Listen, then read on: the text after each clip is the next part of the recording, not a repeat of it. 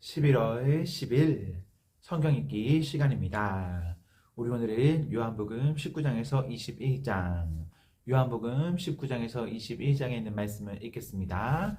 19장.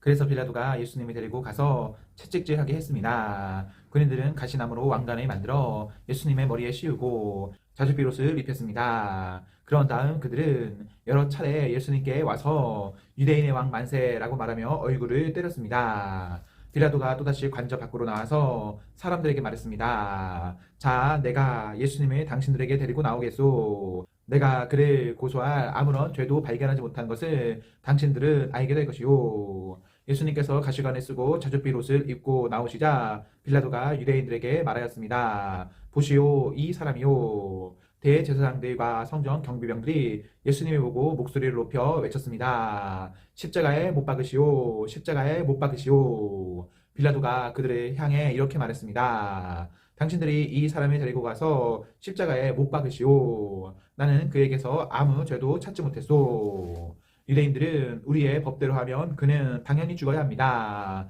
자기를 하나님의 아들이라고 주장하니 말입니다. 라고 우겼습니다. 빌라도는 이 말을 듣자 더욱 두려워하였습니다. 그래서 그는 다시 관저로 들어가 예수님께 당신은 어디서 왔소? 라고 물었습니다. 그러나 예수님께서는 그에게 대답하지 않으셨습니다. 빌라도가 예수님께 말했습니다. 나에게 대답을 하지 않을 작정이요. 나에게는 당신이 놓아줄 권한도 있고 십자가에 못 박을 권한도 있다는 것을 알지 못하오. 예수님께서 대답하셨습니다. 그 권세가 위에서 주어진 것이 아니라면 내게는 나를 해할 어떤 권한도 없다. 그러므로 나를 너에게 넘겨준 그 사람의 죄는 더 크다. 그때부터 빌라도는 예수님을 놓아주려고 애를 썼습니다. 그러나 유대인들은 소리를 지르며 만일 당신이 이 사람을 풀어주면 당신은 가이사의 지지자가 아닙니다. 자신의 왕이라고 하는 사람은 가이사를 반역하는 자입니다. 라고 외쳤습니다. 빌라도는 이 말을 듣자 예수님을 데리고 나와 돌로 포장된 바닥, 아람어로는 가바다에 마련된 재판석에 앉았습니다. 때는 유월절 주간의 예비일이었고 낮 12시쯤이었습니다. 빌라도가 유대인들에게 말했습니다. 보시오, 당신들의 왕이요. 그 사람들은 소리를 질렀습니다. 없애버려라, 없애버려라. 그를 십자가에 못 박아라. 빌라도가 그들에게 물었습니다. 당신들의 왕을 나더러 십자가에 못 박으란 말이요. 대제사장들이 대답하였습니다. 우리에게 가이사 외에는 왕이 없소. 그래서 빌라도는 예수님을 십자가에 못 박도록 그들에게 넘겨주었습니다. 군인들이 예수님을 데리고 갔습니다. 예수님께서 자신이 매달린 십자가를 직접 지고 해골의 터, 아람어로는 골고다라는 곳으로 가셨습니다. 그곳에서 사람들은 예수님을 십자가에 못 박았습니다. 또한 예수님과 함께 다른 두 사람도 예수님을 가운데 두고 양편에 한 사람씩 십자가에 못 박았습니다. 빌라도는 명패를 써서 십자가 위에 붙였습니다. 거기에는 유대인의 왕 나사렛 예수라고 쓰여 있었습니다. 많은 유대인들이 그 명패를 읽을 수 있었던 것은 예수님께서 죽으신 곳이 예루살렘 성에서 가깝고 그 명패는 아람어, 라틴어, 그리스어로 쓰여 있었기 때문입니다. 유대인의 대제사장들이 빌라도에게 유대인의 왕이라 쓰지 말고 나는 유대인의 왕이다 라고 쓰십시오 하면서 억지를 부렸습니다. 빌라도는 나는 내가 쓰일 것을 썼을 뿐이다 라고 대답했습니다. 군인들은 예수님의 십자가에 못 박은 뒤에 그의 옷을 네 조각으로 나누었습니다. 그리고는 저마다 한 조각씩 나누어 가졌습니다. 그들은 속옷도 가져갔는데 그 옷은 위로부터 아래까지 완전히 통으로 짠 것이었습니다. 그래서 군인들은 이것은 찢지 말고 제비를 뽑아 누가 가질지 정하자라고 말하였습니다. 이런 일이 일어난 것은 그렇게 되리라고 말한 성경 말씀을 이루기 위해서였습니다. 그들이 자기들끼리 내 옷을 나누고 내 옷을 가지려고 제비를 뽑나이다. 예수님의 십자가 곁에는 예수님의 어머니와 예수님의 이모와 글로바의 아내 마리아와 막달라 마리아가 서 있었습니다. 예수님께서 그의 어머니와 그 곁에 사랑하는 제자가 서 있는 것을 보시고 어머니를 향해 말씀하셨습니다. 여자여 보십시오. 어머님의 아들입니다. 그리고 그 제자에게는 보아라 내 어머니이시다 라고 말씀하셨습니다. 그때부터 이 제자는 예수님의 어머니를 자기 집에 모셨습니다. 이후에 예수님께서는 이미 모든 것이 이루어진 줄 아시고 성경이 성취되도록 하기 위하여 내가 목마르다라고 말씀하셨습니다. 그곳에 신 포도주가 담긴 항아리가 있었습니다. 군인들이 해면에 신 포도주에 흠뻑 적셔서 우슬초 막대기에 매달아 예수님의 입으로 가져갔습니다. 예수님께서는 신 포도주를 맛보신 다음 다 이루었다라고 말씀하셨습니다. 이 말씀을 하신 후 고개를 아래로 떨구시고 운명하셨습니다. 이날은 예비일이었고 다음 날은 안식일이었습니다. 유대인들은 안식일에 시신을 십자가에 그대로 두고 싶지 않았습니다. 그래서 빌라도에게 시신의 다리를 부러뜨리고 그 시신을 십자가에서 내려 달라고 부탁했습니다. 군인들이 가서 예수님과 함께 못 박힌 첫 번째 사람의 다리와 또 다른 사람의 다리를 부러뜨렸습니다. 그러나 군인들이 예수님께 갔을 때에 그들은 예수님께서 이미 돌아가신 것을 알고는 그분의 다리를 부러뜨리지 않고 창으로 예수님의 옆구리를 찔렀습니다. 바로 피와 물이 쏟아져 나왔습니다. 이것을 본 사람이 증언한 것이니 그의 증언은 참됩니다. 그는 자기가 진리를 말하고 있다는 것을 알았습니다. 그가 이렇게 말한 것은 여러분들도 믿게 하려는 것입니다. 이런 일이 일어난 것은 그의 뼈가 하나도 부러지지 않을 것이다 라고 쓰여진 성경 말씀을 이루기 위해서입니다. 또 다른 성경에는 그들은 자기들이 찌른 사람을 볼 것이다 라는 말씀이 있습니다. 이 일이 일어난 후 아리마대 사람 요셉이 빌라도에게 예수님의 시신을 가져가겠다고 요청하였습니다. 요셉은 예수님의 제자였지만 유대인들이 두려워 그 사실을 감춰왔습니다. 빌라도가 허락하자 요셉이 와서 예수님의 시신을 가져갔습니다. 니고데모도 요셉과 함께 왔습니다. 니고데모는 일찍이 밤에 예수님이 찾아왔던 사람이었습니다. 그는 몰약과 알로에 섞어 만든 향료를 약 33kg 정도 가져왔습니다.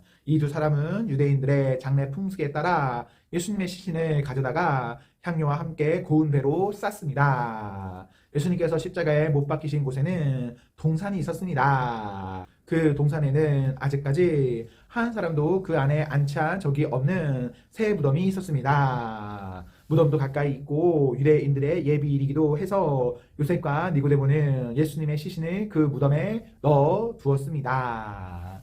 20장 안식일 다음날 이른 아침에 막달라 마리아가 무덤으로 갔습니다. 날은 아직 어두웠습니다. 마리아는 무덤 입구를 막았던 커다란 돌이 무덤에서 옮겨진 것을 보았습니다. 그래서 마리아는 시몬 베드로와 예수님께서 사랑하시던 다른 제자에게 달려가서 말했습니다. 사람들이 주님을 무덤에서 빼갔나 봐요. 그런데 그들이 주님을 가져다 어디에 두었는지 모르겠어요.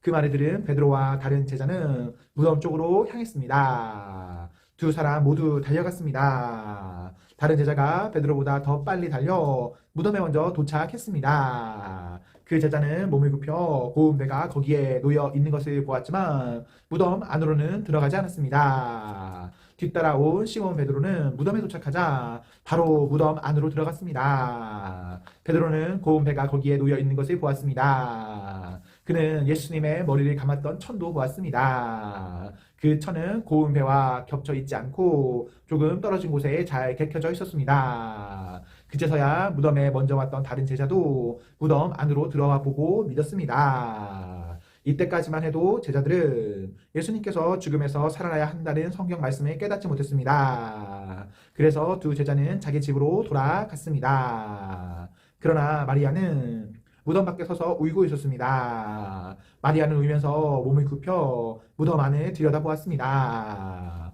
마리아는 흰옷 입은 두 천사를 보았습니다. 두 천사는 예수님의 시신이 있던 곳에 앉아 있었습니다. 한 천사는 머리 쪽에, 다른 천사는 발 쪽에 있었습니다. 천사가 마리아에게 물었습니다. 여자여, 왜 울고 있소? 마리아가 대답했습니다. 사람들이 우리 주님을 어디론가 가져갔는데 주님을 어디에 두었는지를 알지 못하겠습니다. 마리아가 이 말을 하고 뒤를 돌아보자 거기 예수님께서 서 계셨습니다. 그러나 마리아는 그분이 예수님이신 줄 알지 못했습니다. 예수님께서 마리아에게 물으셨습니다. 여자여, 왜 울고 있느냐? 누구를 찾고 있느냐? 마리아는 그분이 동산 관리인인 줄로 생각하고 당신이 그분을 다른 곳으로 옮겨 놓았다면 어디로 옮겨 놓았는지 말씀해 주세요. 그러면 제가 모셔갈게요. 라고 말했습니다. 예수님께서 마리아에게 마리아야 라고 말씀하셨습니다. 마리아는 예수님께 몸을 돌려 아람어로 라보니 라고 외쳤습니다. 이 말은 선생님이란 뜻입니다. 예수님께서 마리아에게 말씀하셨습니다. 나를 계속 붙잡고 있지 마라. 내가 아직 아버지께로 올라가지 않았다. 다만 너는 나의 형제들에게 가서 이렇게 말하여라. 나는 내 아버지 곧 너희 아버지 내 하나님 곧 너희 하나님께로 돌아갈 것이다. 막달라 마리아가 제자들에게 가서 내가 주님을 보았어요 라고 말했습니다. 그리고 예수님께서 자기에게 하신 말씀을 전하였습니다. 같은 날 저녁에 제자들이 함께 모여 있었습니다. 제자들은 유대인들이 두려워 문을 꼭 잠갔습니다. 그곳에 예수님께서 오셔서 그들 가운데 서서 말씀하셨습니다. 너희에게 평강이 있을지어다. 이 말씀을 하시고는 제자들에게 손과 옆구리를 보이셨습니다. 제자들은 주님을 보자 무척 기뻐했습니다. 다시 예수님께서는 너희에게 평강이 있을지어다. 아버지께서 나를 보내신 것 같이 나도 너희를 보낸다 라고 말씀하셨습니다. 이 말씀을 하시고 그들을 향해 숨을 내쉬며 말씀하셨습니다. 성령을 받아라. 너희가 누구의 죄든지 용서하면 그 죄는 사함을 받을 것이다. 너희가 누구의 죄든지 용서하지 않으면 그 죄는 사함을 받지 못할 것이다. 12 제자 중에서 디두모라는 별명을 가진 도마는 예수님께서 오셨을 때 다른 제자들이 있던 그 자리에 없었습니다. 그래서 다른 제자들이 도마에게 우리가 주님을 보았다라고 말했습니다. 그러자 도마는 내가 직접 예수님 손에 있는 못 자국을 보고 내 손가락을 그분의 못 박힌 곳에 찔러보고 내 손을 그의 옆구리에 넣어보기 전에는 못 믿겠다고 말했습니다. 일주일 뒤에 예수님의 제자들이 다시 그 집에 있었습니다. 이번에는 도마도 그들과 함께 있었습니다. 이때도 문은 잠겨 있었습니다. 예수님께서는 안으로 들어오셔서 그들 가운데 서서 말씀하셨습니다. 너희에게 평강이 있을지어다. 그리고는 도마에게 말씀하셨습니다. 내 손가락을 여기에 찔러보아라. 내 손을 보아라. 내 손을 내밀어 내 옆구리에 넣어 보아라. 그리고 믿지 않는 자가 되지 말고 믿는 자가 되어라. 도마는 예수님께 나의 주님, 나의 하나님이라고 외쳤습니다. 예수님께서 도마에게 말씀하셨습니다. 너는 나를 보았기 때문에 믿느냐? 나를 보지 않고 믿는 사람들은 복이 있다. 예수님께서는 제자들이 있는 곳에서 이 책에 기록되지 않은 다른 표적도 많이 행하셨습니다. 그런데도 이 책에 있는 표적들을 기록한 것은 여러분들로 하여금 예수님께서 하나님의 아들 그리스도이심을 믿게 하고 그분의 이름을 믿음으로써 생명을 얻게 하기 위해서입니다. 21장 이 일이 일어난 후 예수님께서 디베라 호수에서 제자들에게 다시 자신을 나타내셨습니다. 시몬 베드로, 디두모라는 별명을 가진 도마, 갈릴리 가나 사람 나다나엘, 세베대의 두 아들 그리고 다른 두 제자가 함께 있었습니다. 시몬 베드로가 다른 제자들에게 나는 물고기 잡으러 간다라고 말했습니다. 다른 제자들이 우리도 너와 함께 가겠다라고 말했습니다. 그래서 그들은 밖으로 나가서 배에 올라탔습니다. 그러나 그날 밤에는 한 마리도 잡지 못했습니다. 다음날 아침 일찍 예수님께서 호숫가에 서 계셨습니다. 그러나 제자들은 그분이 예수님이신 줄 알지 못하였습니다. 예수님께서 그들에게 말씀하셨습니다. 친구들이여, 한 마리도 못 잡았느냐? 제자들이 대답했습니다. 네, 한 마리도 잡지 못했습니다. 예수님께서 말씀하셨습니다. 그물을 배 오른편에 던져라. 그러면 고기를 잡을 것이다. 그들은 시키는 대로 했습니다. 그러자 고기가 너무 많아 그물을 배 안으로 끌어올릴 수가 없었습니다. 예수님께서 사랑하시던 제자가 베드로에게 말했습니다. 주님이시다. 베드로는 주님이시라는 말을 듣자마자 벗고 있던 겉옷을 몸에 두르고는 물로 뛰어들었습니다. 다른 제자들은 고기가 가득한 그물을 당기며 배를 저 호숫가에 댔습니다. 그들은 호숫가로부터 약 90m 정도 떨어진 그리 멀지 않은 곳에 있었기 때문입니다. 제자들이 호숫가에 다 땅에 내리니 숯불이 피어져 있는 것이 보였습니다. 불 위에는 생선이 놓여 있었고 빵도 있었습니다. 그때 예수님께서 너희가 방금 전에 잡은 생선을 가지고 오너라 하고 말씀하셨습니다. 시몬 베드로가 배에 올라가 그물을 호숫가로 끌어당겼습니다.